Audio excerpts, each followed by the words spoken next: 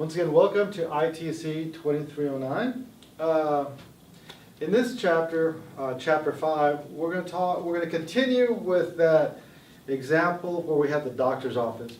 Once again, in that previous chapter, we had the patient, we had the spouse, we had child 1, child 2, child 3, and we had the grandchild.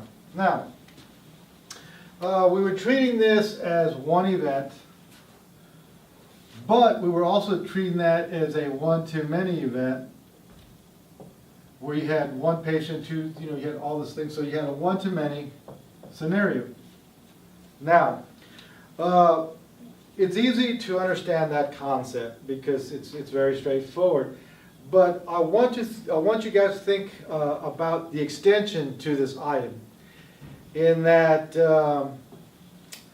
how do you manage a scenario where you have many one-to-many relationships? Okay, so now you're going to have, so this is family 1, you're going to have family 2. You're going to have the patient, you're going to have the spouse, child. Now in this scenario, we're going to say that there are no children. Or you can also have them where you just have the patient with no spouse. Now in this event, okay, this is going to be number 3. So here you have just the patient. So it's just basically a one-to-one type item. Okay?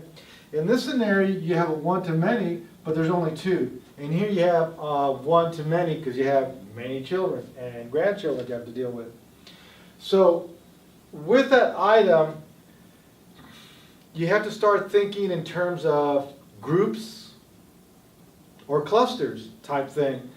And how do you manage groups that have one-to-many relationships or one-to-one relationships or just any type of relationship concept? And because of that, you have to kind of think about, okay, new terms. In this scenario, especially in this one, the children would inherit some unique identifiers. Okay? Last name, address. So there would be some items that are identifiers where they inherit information. So we're going to look at the idea of clusters with common identifiers, where some of these are passed from one to the other to the other. Now, for example, something that is passed would be the address, would be the account number. So even the grandchild will inherit the ID number from the grandparents. So we're going to look at new terms, new identifiers, where now you have to think a little bit more globally in that you have to consider this is one event. However, there are 3 events here. You have 1, 2, 3 events. This has a one-to-many relationship. This has a one-to-many, but there's only 2. This has a one-to-one relationship. So you have 3 different groups, and each of those has a different process that you have to deal with. So as you're developing the methodology on how you're going to structure this, there are also graphical representation that you have to deal with. And the graphical representation is one-to-one, one-to-many, and many-to-many.